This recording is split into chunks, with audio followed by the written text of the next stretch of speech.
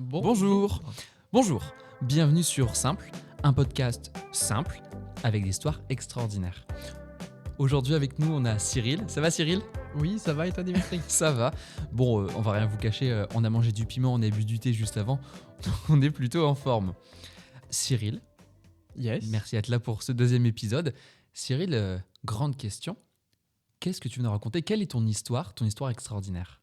Bah alors, pour ma part, ça va être un petit peu émouvant parce que je l'ai vécu particulièrement. Je vais vous raconter ma vie avec surtout un gros point sur ma maladie, la maladie de Berger, une maladie auto-immune, malheureusement incurable, mais voilà, bien évidemment on fait avec. Actuellement, elle est de l'ordre passif par les traitements, donc inactif. Je peux faire tout normalement.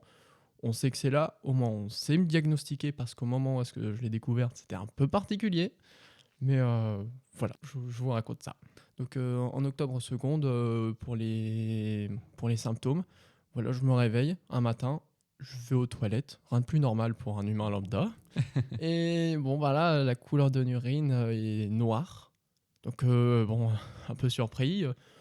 Je veux dire, je passe la journée normalement. T'avais pas de douleur particulière ? Pas de douleur particulière, rien de ça. Tout va bien en fait. Je fonctionne normalement. Voilà. De base, je bois mon litre d'eau, mon litre et demi d'eau, donc pas de souci pour ça. Et ça sur 3-4 jours, au matin, vraiment, j'arrive, urine noire.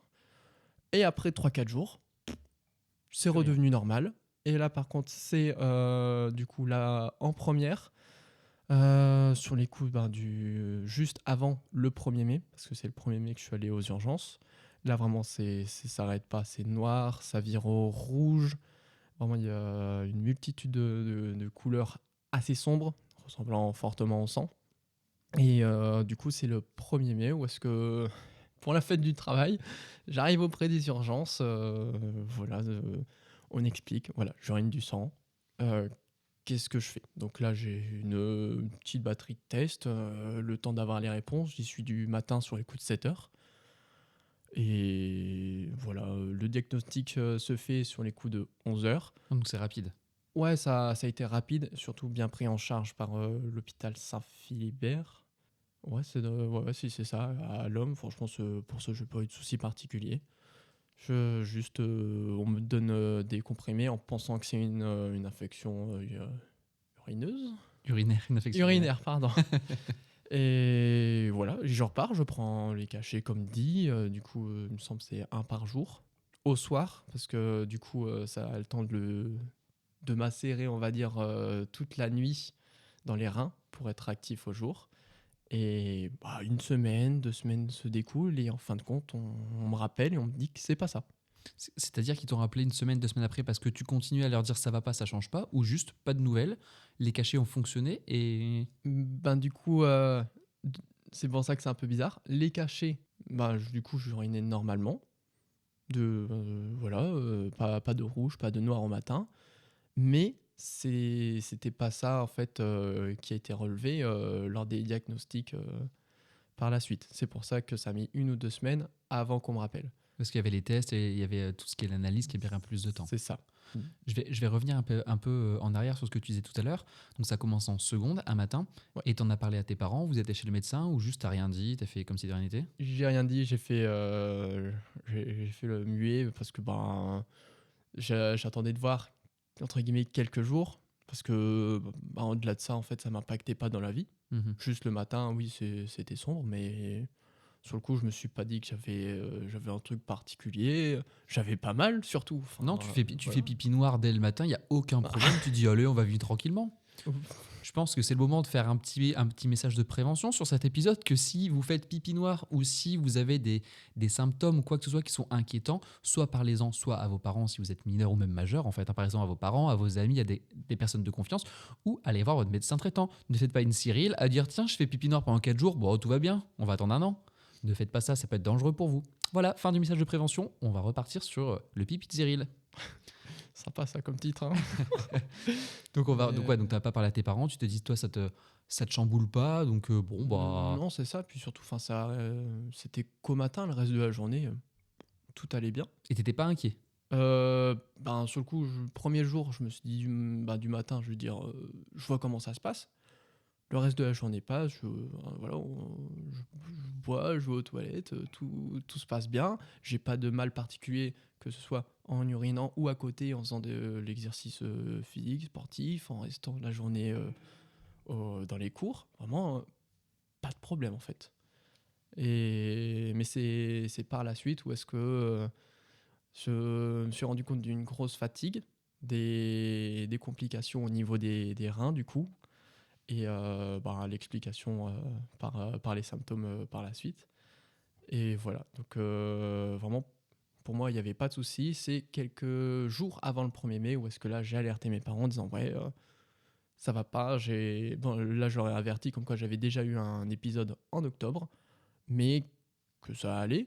Et là, par contre, ça allait un peu moins parce que j'avais des douleurs au rein. Pareil, c'était pas pendant que j'urinais, mais c'était au cours de la journée.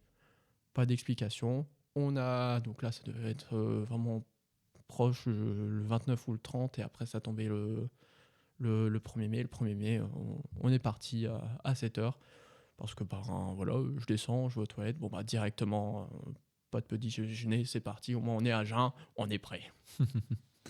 C'est marrant comment tu parles de. Tu fais des blagues, tu fais des petites blagues comme ça sur un sujet qui est pas particulièrement drôle. Non, mais Après, c'est mieux d'en rire, cela dit. c'est ça. Enfin, après, on en relativise forcément. Sur le coup, j'avoue, je me rappellerai toujours.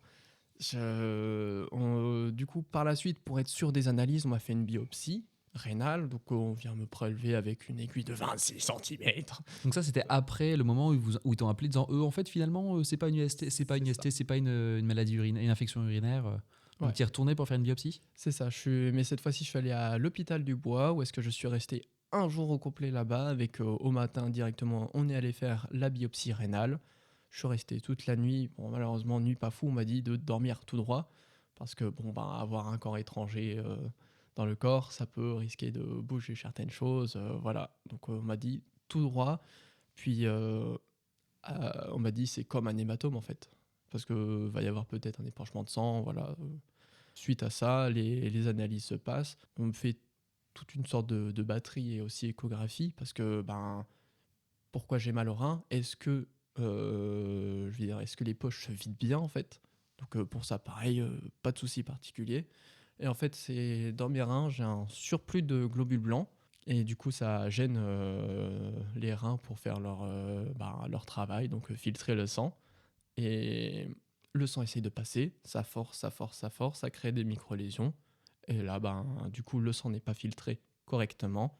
Et moi, du coup, c'est pour ça que j'ai des urines de couleur rouge et noir lors de la maladie. Tout le noir le matin, parce que du coup, il y a eu toute la nuit où est-ce que ça a macéré. Voilà, voilà. Donc ouais, donc là, les premiers épisodes se sont passés quand tu avais donc 16-17 ans à peu près. Est-ce que, suite au diagnostic, c'est revenu? Est-ce que tu as une prise en charge régulière? Est-ce que tu as d'autres symptômes? Est-ce que tu peux avoir d'autres complications? C'est quoi un peu, j'ai envie de dire, ton présent avec cette maladie? Et c'est quoi un peu le futur, à quoi tu dois faire attention et comment ça peut ou pas évoluer un petit peu? Yes. Du coup, je vais reprendre depuis la biopsie rénale. Là, j'ai les résultats. Donc, on m'informe de ce qui se passe. C'est à un moment-là que je comprends le surplus de globules blancs, le pourquoi du comment, et aussi mes douleurs. Parce que, sur le coup, on a des douleurs, on comprend pas pourquoi, et on te dit c'est pas normal. C'était, je me Oui. permets de te couper, c'était quel genre de douleur? Est-ce que c'est des douleurs qui gênent, des douleurs juste t'es paralysé, tu peux pas bouger? Comment Ouais. tu... Après, je sais que chaque personne a sa propre échelle de la douleur, mais par rapport à toi, ça te faisait quoi ces douleurs? C'était. Du coup, vraiment, c'était en fonction de la journée. Plus ça se remplissait, plus ça venait à gêner. Mhm. Donc, je parle bien d'une gêne. Ça m'empêche pas de marcher. Vraiment, comme je dis, je faisais du sport encore à ce moment-là. Enfin, encore, j'en fais toujours, hein. Donc, voilà. C'était surtout un poids. Et un poids qui, au fur et à mesure, pèse. Et à la fin de la journée, une fatigue. Une fatigue aussi bien mentale que physique. Parce que l'air de rien, on sait ce qu'on a. Et pour l'instant, j'avais pas encore de traitement. Ok, donc c'était vraiment juste t'as mal et t'encaisses quoi. C'est ça. On savait que c'était pas non plus super dangereux. Donc c'est pour ça que j'ai fait, il me semble, 1 ou 2 semaines avant de recevoir. Du coup, c'est en perfusion de la cortisone, donc des corticoïdes, il me semble. Et je les recevais tous les 2 semaines à l'hôpital du vendredi au lundi. Donc malheureusement, les cours du lundi, ben, c'était compliqué d'y aller. De par la fatigue, parce que bon, pendant l'hôpital, on te dit il faut pas bouger, sauf qu'on on t'injecte quelque chose qui te donne envie de bouger. Donc à ce moment-là, ouais, je sais que pour moi c'était marrant, voilà. Pour mes parents, ils me disaient souvent de me calmer parce que bah, tu regardes la perfusion, il y a du sang qui remonte parfois parce que oui, je bougeais un peu. Une fois, on a fait une partie de belote avec mon père. Et en fait, je me rendais pas compte, mais j'étais en train de crier de joie parce que bah, je gagnais. J'avais mis une pâtée, j'étais très content. Mais vraiment, je criais dans ma salle sans même m'en rendre compte, quoi. Donc, Est-ce que c'est du coup ce traitement qui te rendait excité, qui t'énervait comme ça, ou t'as toujours été comme ça? non, non, non, de base, je suis très tranquille, assez timide, je parle pas beaucoup. Et mon remède, entre guillemets, face à cette maladie, c'est de m'être ouvert, dans le sens faire des blagues, rigoler de tout, n'importe quoi. Prendre au sérieux ce qui est à prendre au sérieux, mais de façon générale, être plus trop relâché sur les événements de la vie. Donc voilà, c'est vraiment mon remède face à cette maladie sur le moment. Et je l'ai très bien vécu et je le continue encore aujourd'hui à appliquer cette méthode. Voilà. Tu disais tout à l'heure, enfin tout à l'heure, il y a quelques secondes, quoi. Donc tu disais il y a quelques secondes que toutes les 2 semaines, tu allais faire donc une injection, une perfusion, pardon. Est-ce que c'est encore le cas aujourd'hui? Non, non, non, ça fait, du coup, ça devait être sur 1 an. Donc, sur 1 an, toutes les 2 semaines, j'allais à l'hôpital. Ensuite, ça s'est écoulé. Donc, 2 semaines, on est passé à 3 semaines, on est passé à un traitement. Le traitement avec vérification tous les 2 mois, du coup, c'est une prise de sang. Et ensuite, on va voir mon médecin, le néphrologue, à côté de l'hôpital du Bois, parce que bah, on était déjà enfin, là-bas, ils avaient les analyses et tout. Donc voilà, on continue avec la même personne et tout se passait très bien. Donc décaché. Et puis à un moment particulier, ça doit faire 3 ans, j'ai plus le jour exact, mais on m'a dit ouais, vous pouvez arrêter les cachets. Et à ce moment-là, ça fait peut-être 1 an et demi que j'en prends. Je sais pas, T'en prends tous les ça f- matins, tous les soirs? ouais. Tous les matins, j'avais le droit à. Du coup, j'avais 2 boîtes différentes, avec marqué 25 grammes et une 20 grammes. Et j'avais le droit à un comprimé de 25 et deux de 20 au matin. Voilà. Et ça, tous les matins, sauf quand j'étais à l'hôpital, vu que bon, là, c'était en transfusion. Et du coup, un jour, ton médecin il te dit bon, bah en fait, c'est bon, il y a plus besoin d'en prendre. C'est ça. Et bon, alors, je l'ai pas dit, mais le traitement, au tout début, c'était toutes les 2 semaines et ça a très vite fonctionné. Au bout d'une semaine, plus de mal au rein. Au niveau urine, tout va bien. Moi, je vis correctement. Voilà, pas de souci. J'ai des périodes de fatigue.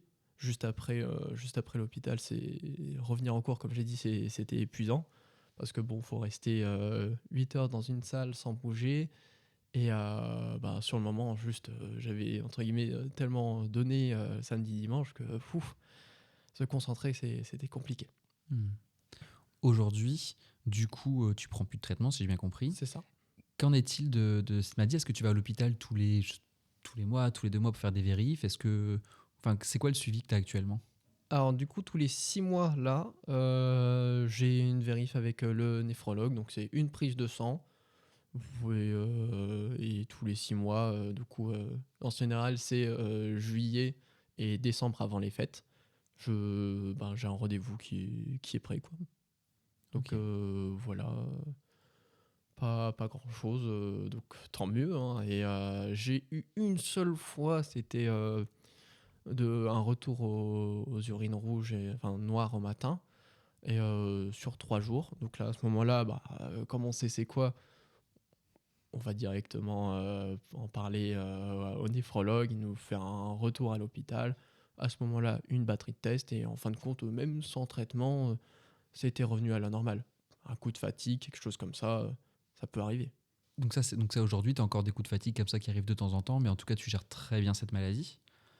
Qu'est-ce que ça peut engendrer pour la suite? Est-ce que du coup, tout le reste de ta vie, tu auras des batteries de tests à faire? Est-ce qu'un jour, ça va disparaître? Est-ce que, je sais pas, qu'est-ce que ça engendre sur ton futur? Alors la maladie est assez nouvelle et surtout dans la famille, je suis le premier et le seul à la faire. Donc on ne sait pas trop d'où ça vient ni de comment ça se fait. La maladie est assez nouvelle, comme je viens de le dire. On n'a pas de traitement sur le long terme. On ne sait pas comment ça va se passer. Moi, du coup, même si je demande au médecin, chaque cas est particulier. Donc, pour le reste de mes jours, peut-être on va passer après à tous les 1 an un test. Mais voilà, je ne sais pas trop me caser par rapport au futur. Voilà, j'ai envie de dire advienne que pourra. Sur le moment, moi, je le vis très très bien. Donc, franchement, comparé à ce qui s'est passé avant, je me sens bien mieux maintenant. Je veux bien croire, au moins tu as un nom, tu as un traitement et surtout tu es connu, en cas de besoin, tu as des prises en charge, quoi. C'est ça, ouais. Est-ce que, donc tu disais que c'est une maladie qui vient pas de tes parents, du coup, vous savez pas d'où ça vient dans ta famille. Non, ouais, c'est ça. Et sur le coup, on dit, ouais, c'est une maladie génétique, voilà. Et il dit, ouais, mais on l'a pas eu avant. Et là, la phrase du médecin, ça a été, faut bien un premier atout. Ok, Voilà. c'est une drôle de façon de réagir, Ouais, mais bon, mais bah, bon, c'est la vérité. Mais sur le coup, ouais, c'est vrai que ça pique. Donc, sur le coup, je sais pas si on a vraiment envie de rigoler, quoi. non, non, non. Là, en plus de ça, le moment où est-ce que j'ai su que j'avais cette maladie et que ça serait incurable, je devais aller à l'ophtalmo juste après. Euh, je ne parlais pas, j'étais triste, quoi. Même s'il fallait se retenir, entre guillemets, parce que bon, bah, le rendez-vous il était déjà pris. C'était compliqué. J'imagine que quand on t'apprend ça, t'as pas trop envie d'aller à l'ophtalmo juste Non, après, quoi. non, non, c'est ça. Je pense envie de rien, entre guillemets. Vraiment, je te dis, mince, qu'est-ce que je vais faire par la suite, entre guillemets, surtout sur le moment. T'as des douleurs, tu sais pas ce qui va se passer par la suite. Ouais, à ce moment-là, j'étais pas encore prévenu de mon traitement, mais je savais que j'allais être plusieurs jours d'affilée à l'hôpital ou quoi. Donc, non, sur le coup, ouais, c'était assez compliqué à gérer.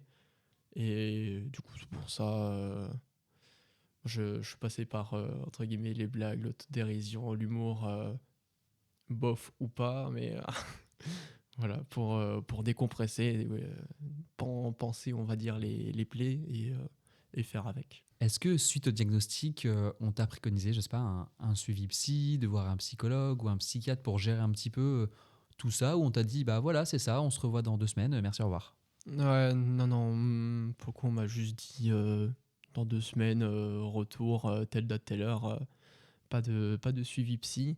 Mais de mon côté, j'en ai fait un parce que, ben, forcément, à ce moment-là, j'ai 16 17 ans. Je suis pas. Voilà, je suis assez timide, assez réservé. J'ai mon groupe de potes, mais est-ce que je leur en parle? Est-ce que j'en parle pas?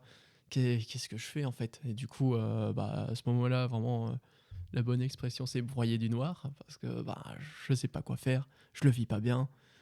Donc, je suis allé voir une psy pendant ouais, 2 mois, il me semble, et ben, pour parler de ça, qu'est-ce que je fais avec, comment je le vis sur le moment. Et aussi, au fur et à mesure qu'elle avançait avec moi j'avançais sur mon traitement et je lui disais comme quoi, oui, ben, ça allait de mieux en mieux en fait. Que c'était peut-être pas non plus insurmontable, tandis que sur le moment, oh, mon Dieu, on me dit ça, je tombe vraiment KO. Là, c'est vrai que sur le moment, t'as vraiment ton monde qui s'écroule, quoi. Tu te dis, mon Dieu, j'ai une maladie, toute ma vie, je dois faire des. Enfin, et là, tu Bah, commences comme tu viens de dire, à broyer du noir, et puis finalement à dire, oh mon Dieu, et puis tu te vois déjà dans un cercueil. Enfin, pour le coup, ouais, c'est vrai. Hein. ah bah, je veux bien croire. Mais Non. du coup, toi, tu dirais que ce suivi psycho, il t'a vraiment aidé? Ah oui, oui, clairement, ça a été une aide mentale. Vraiment, je savais que je pouvais m'appuyer sur cette personne en plus. Donc, c'est moi-même qui ai pris la démarche de dire voilà, il faut que j'aille voir une psy ou un psy, hein, mais parce que je me voyais pas en parler à mes copains, à ma famille. Certes, ils sont au courant, mais sur le moment, ben, eux aussi, ils apprennent aussi à vivre avec. Donc, moi, j'ai pas envie de leur ajouter ça. Donc, aller voir une autre personne extérieure avec des avis extérieurs, ça fait plaisir.